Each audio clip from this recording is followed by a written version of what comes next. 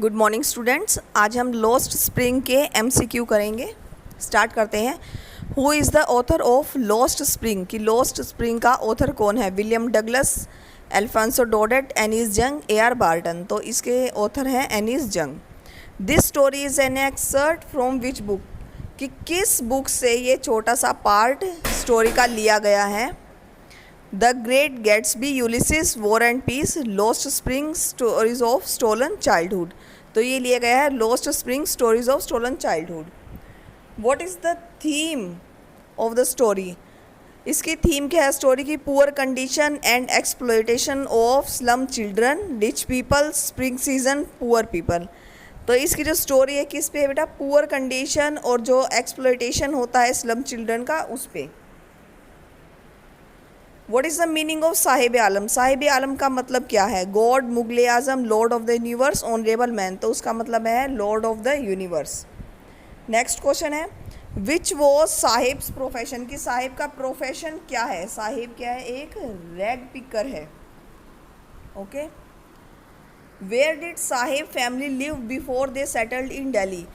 दिल्ली में सेटल होने से पहले साहिब की फैमिली कहाँ रहती थी? बांग्लादेश, ढाका, बंगाल, उड़ीसा, चेन्नई। तो वो बांग्लादेश के ढाका से यहाँ पे आके बस गए थे। Why did Saheb and his family leave Dhaka? क्यों उन्होंने ढाका को क्यों छोड़ दिया? Poverty, landslide, flood, storm had swept away their field and homes. कि वहाँ पे क्या थे? बहुत ज़्यादा तूफान आते थे जो उनकी फसलों को ख़राब कर देते थे और उनके घरों को उजाड़ देते थे। तो डी ऑप्शन है इसका। लास्ट क्वेश्चन है, व्हाट वो Sahib looking for in garbage? की गार्बेज में साहिब क्या ढूंढता था? Gold, coin, dollar, eggs. तो वो उसके अंदर क्या ढूंढता था? गोल्ड। अब वो गोल्ड, जो गोल्ड बोल रहा है वो गोल्ड किसको कह रहा है? जो सिक्के, जो पैसे उसे मिलते थे उन्हें वो खजाना बताते हैं कि हम क्या करते हैं, इसमें से गंद में से कुछ पैसे वगैरह ढूंढते हैं, तो उसको गोल्ड बताया गया। नेक्स्ट क्वेश्चन है, what advice author gave to Saheb? कि जो ऑथर ने कुछ एडवाइस दी थी साहिब को, वो कौन सी थी? Going to school, going to college, going to club, going to playground. कि उसको ये बोला था ऑथर ने कि तुम स्कूल क्यों नहीं जाते। ठीक है, तो इसका ए ऑप्शन बिल्कुल राइट है। Why the children? चिल्ड्रन कौन? जो रैग पिकर है। रिमेन बेयरफुट, कि वो नंगे पैर क्यों रहते हैं? Because of poverty, willingness, tradition and dislike footwear. तो वो किस लिए रहते हैं नंगे पैर? क्योंकि उनके अकॉर्डिंग क्या है, ये एक ट्रेडिशन है। Okay. How many years after the author visited Udipi? अब इस स्टोरी में राइटर क्या है, उदीपी में गया था। तो कितने साल बाद गया? 30 ईयर्स आफ्टर, कि 30 साल के बाद। What was the wish of small boy? जो छोटा बच्चा उदीपी में मंदिर के सामने खड़ा होकर प्रार्थना करता था, तो वो प्रार्थना क्या थी? क्या उसकी विश थी? A pair of shoes, food, clothes, money. तो अ पेयर ऑफ शूज़, तो भगवान से प्रार्थना करता था कि उसे एक जोड़ी जूते मिल जाएं। Where Saheb and his family live in Delhi? किस दिल्ली में कहाँ रहते हैं साहिब और उसकी फैमिली? रोहिणी, द्वारका, जहांगीरपुरी, सीमापुरी। तो वो कहाँ रहते हैं? सीमापुरी में। How much Saheb get from tea stall? की टी स्टॉल से उसे कितने पैसे मिलते हैं? 800 rupees, 500 rupees, 300 rupees and 400 rupees. तो उसको 800 रुपये मिलते थे, 800 rupees. The steel canister is heavier than? जो उसके पास स्टील कैनिस्टर था साहिब नाम के बच्चे के पास, तो किससे भारी था? Plastic bag, garbage searching, dreams, paper bag. तो प्लास्टिक के बैग से भारी क्या है? उसका स्टील कैनिस्टर है। क्यों? क्योंकि अब वो खुद का मालिक नहीं रहा, अब वो अपनी मर्जी से काम नहीं कर सकता। What is the meaning of survival इन सीमापुरी? सीमापुरी में सर्वाइवल का मतलब क्या है? Cooking, driving, rag picking and dancing. तो सीमापुरी में सर्वाइवल का मतलब है rag picking. What has acquired the proportion of fine art? की फाइन आर्ट के जो कला है वो किस चीज़ ने एक्वायर कर ली है? Rag picking, cooking, stitching, dancing. तो वो रैग पिकिंग ने क्या कर दिया है? एक कला का रूप ले लिया है।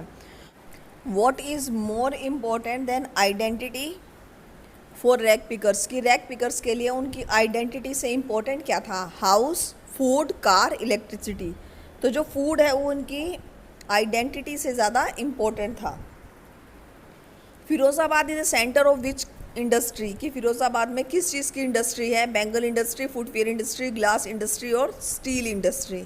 तो फिरोज़ाबाद की जो इंडस्ट्री है किस चीज़ के लिए फेमस है, बैंगल मेकिंग के लिए, कि वहाँ पे सबसे ज़्यादा चूड़ियाँ बनती हैं।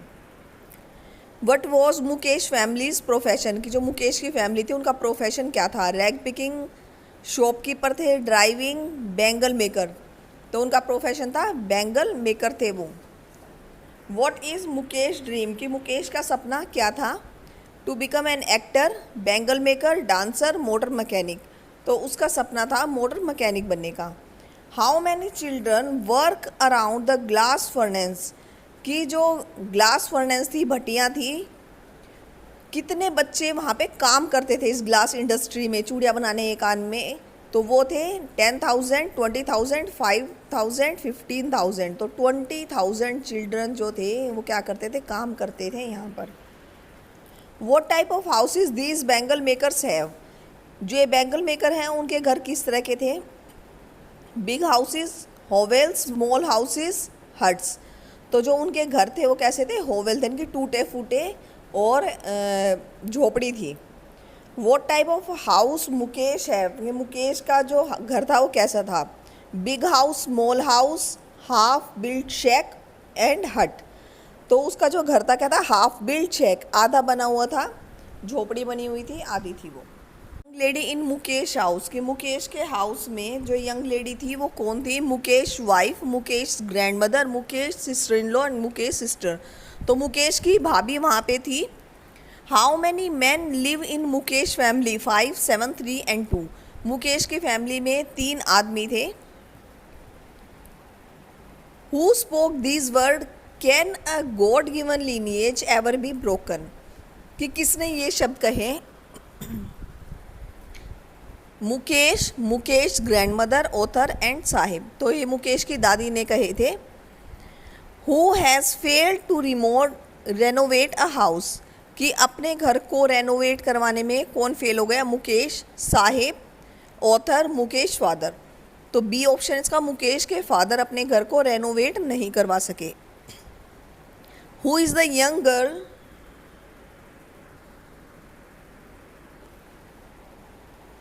Seat alongside an elderly woman, कि एल्डरली वुमन के साथ एक यंग गर्ल थी, उसका नाम क्या था, Annie's young, Savita, Mukesh sister in law, Mukesh grand mother. तो सविता नाम की लड़की क्या थी, एल्डरली वुमन के साथ बैठी थी। Who spoke these words, why not organise yourself into a cooperative, कि अपने आप को एक कोऑपरेटिव यानी कि संस्था में क्यों नहीं चेंज कर लेते, बना लेते, ऑर्गेनाइज कर लेते। वो किसने कहे थे ये words, author, Mukesh, Savita and Sahib. तो ये वर्ड्स ऑथर ने कहे थे। Who will be hold up by the police if they try to get organise, भाई पुलिस किन लोगों को जेल में डाल देगी, परेशान करेगी, मारेगी अगर उन्होंने खुद को ऑर्गेनाइज कर लिया।